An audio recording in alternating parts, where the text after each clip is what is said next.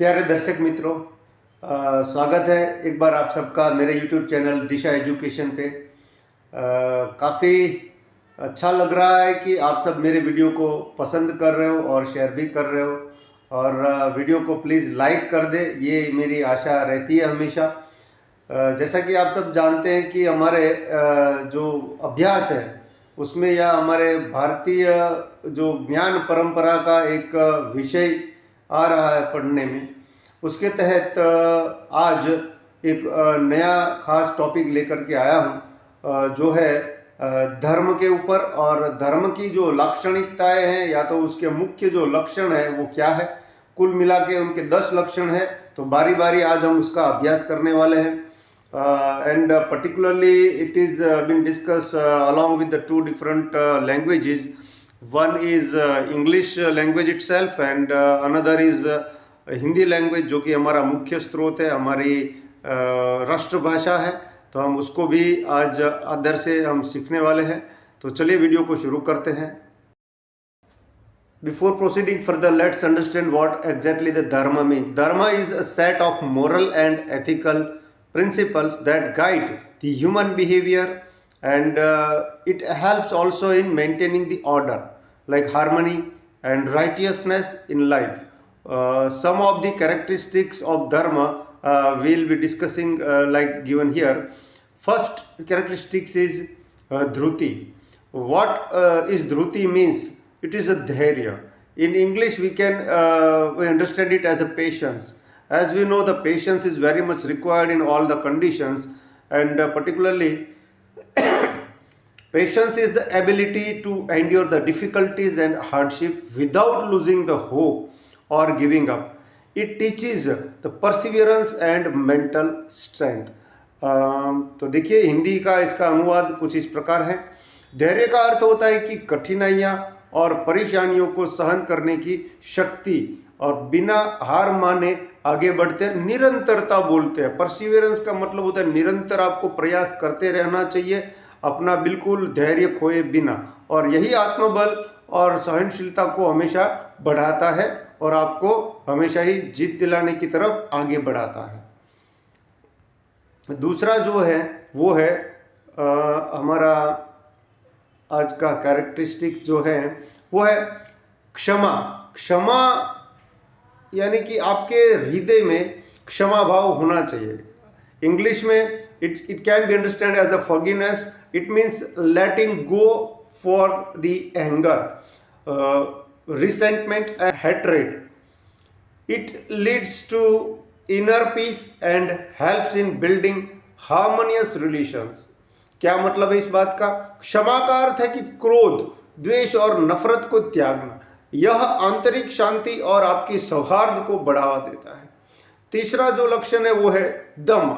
हम बात बात में बोलते हैं कि दम है तो करके दिखा, दम है तो करके दिखा। तो वो व्हाट एग्जैक्टली द दम मीन्स? दम का मतलब है the self control, and it refers to the ability to regulate one's emotions, desires and impulses. It helps in leading a discipline and righteous life. Correct? Hindi में इसका अनुवाद है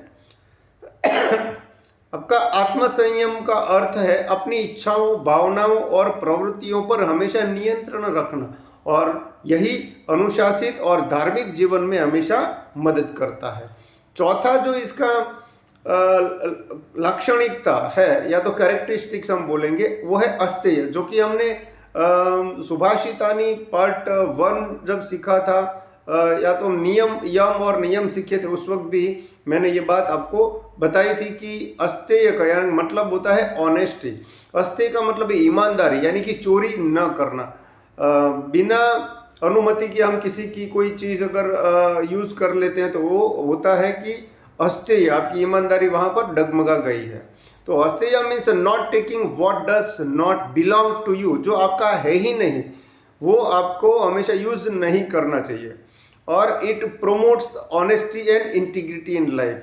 अगर आपका ये अस्तेय एकदम स्ट्रांग है तो इसका मतलब ये है कि आप कभी अपने नैतिक जीवन में कभी डगमगाओगे नहीं। अस्तेय का अर्थ है दूसरों की वस्तु को बिना अनुमति ग्रहण न करना, यह ईमानदारी और सत्यनिष्ठा को हमेशा बढ़ावा देता है। और पांचवा है वो है शौच। शौच क्रिया, या ये हम बोलते हैं, यहाँ पर शौच का अर्थ सिर्फ और सिर्फ फिजिकली क्लीनलीनेस का मतलब नहीं है। यहाँ पर आपको आंतरिक यानी कि इंटरनल आपके मन की भी पवित्रता को हमेशा अच्छे बनाए रखना है। इंग्लिश का इसका मतलब होता है शौच refers to the both external and internal purity. It means cleanliness of the body, even mind and soul also. शौच का अर्थ है बाहरी और आंतरिक शुद्धता बनाए रखना। इसमें शरीर और मन और आत्मा की पवित्रता को हमेशा महत्व देता है। और अगर हम बात करें छठे नंबर पे है वो है इंद्रियानिग्रह। इंद्रियानिग्रह मतलब इंद्रियों पर नियंत्रण पाना। इंग्लिश में इसका मतलब है it is the practice of controlling one's senses from indulging in harmful और excessive pleasure. It help in spiritual growth. जब आप अपने इंद्रियों को अगर वश में करते हैं, कंट्रोल कर लेते हैं, तो इसका मतलब हमेशा ही आपको उन्नति की तरफ वो आगे ले जाता है। It is the practice of controlling one sense of indulging in harmful और एक्सेसिव प्लेजर। इसका मतलब है इंद्रिय निग्रह है जो है उसको अनुचित और अतिरिक्त सुखों से हमेशा बचना। यह आध्यात्मिक उन्नति में भी सहायक होता है। अभी सातवां जो है वो लक्षण है धी। इसका मतलब है रीजन, या तो अपने विवेक और बुद्धि। इंग्लिश का मतलब है धी means using wisdom and intelligence to differentiate between right and wrong. It help in making righteous decision. धी का अर्थ होता है विवेक और बुद्धि का प्रयोग करते हुए हम जब गलत और सही में भेद कर लेते हैं तो इसको बोलते हैं धी। यह धर्मयुक्त निर्णय लेने में हमेशा सहायक करता है। यह सभी गुण धर्म के मूलभूत आधार है और मनुष्य के नैतिक एवं आध्यात्मिक विकास में भी सहायक होते हैं। 8वें नंबर पे अगर हम देखें तो ये एक इसकी लाक्षणिकता और है धर्म की, तो यहाँ पर विद्या दिया हुआ है। तो विद्या मतलब ज्ञान या शिक्षा। Vidya refers to the pursuit of the knowledge, कहीं से हमें गेन करना, हमें ज्ञान प्राप्त करना है कि pursuit of the knowledge and wisdom. It help in understanding life, making informed decisions and achieving spiritual enlightenment. True knowledge is not just about acquiring information but also about applying it for the betterment of oneself or in society also, for the society also। विद्या का अर्थ होता है ज्ञान और शिक्षा की प्राप्ति करना।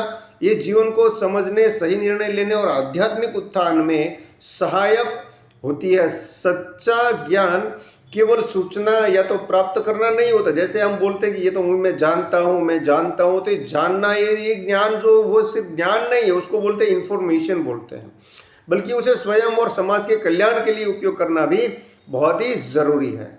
9th number पे है सत्यम, यानी कि truth. Satyam means truthfulness in thoughts, words and actions. It is the foundation of धर्म and ensures justice, honesty and trust in society. A truthful person is respected and leads a righteous life. Hindi में इसका मतलब होता है सत्य का अर्थ है विचारों, वचनों और कर्मों में हमेशा सच्चाई दिखाना। यही तो धर्म का मूल आधार है और न्याय, ईमानदारी और विश्वास को बढ़ावा देता है। सत्यनिष्ठ व्यक्ति समाज में सम्मान प्राप्त करता है और धार्मिक जीवन जीता है। और आखिरी जो इसका कैरेक्टरिस्टिक्स है वो है अक्रोध, यानी कि आपको हमेशा अपनी क्रोध पे काबू रखना है। इसका मतलब होता है क्रोध से मुक्त होना। Akrodh means being free from anger and practising calmness and patience. Anger leads to impulsive action and disrupts peace of mind. By controlling anger one can achieve mental stability and develop strong relationship। मित्रों, बहुत ही आप बहुत बार देखे होंगे कि काफ़ी सारी मुसीबतों की जड़ जो है ना वो क्रोध में आपको मिल सकती है। जब आप क्रोध पे काबू पा लेते हैं तो हमेशा ही आपका भला होता है। और यही बताया गया धर्म में कि आपको हमेशा क्रोध जो है उस पर काबू करना है, यानी कि ये इनकी एक खास लाक्षणिकता है। आखिरी वो है अक्रोध। अक्रोध का अर्थ होता है क्रोध से मुक्त रहना और धैर्य व शांति का पालन करना।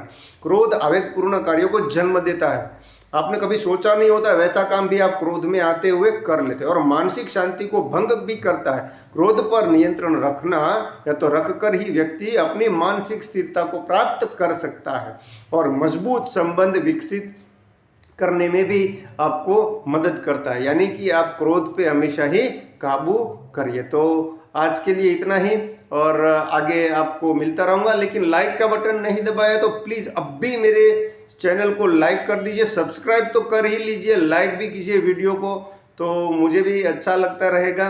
और प्लीज़ मैं आप सबसे विनती करता हूँ लाइक का बटन दबाते रहिए और अपने दोस्तों के साथ भी इसको अवश्य शेयर कीजिए। मेरी चैनल को अभी तक सब्सक्राइब नहीं किया तो प्लीज़ सब्सक्राइब कर ले। Thank you so much.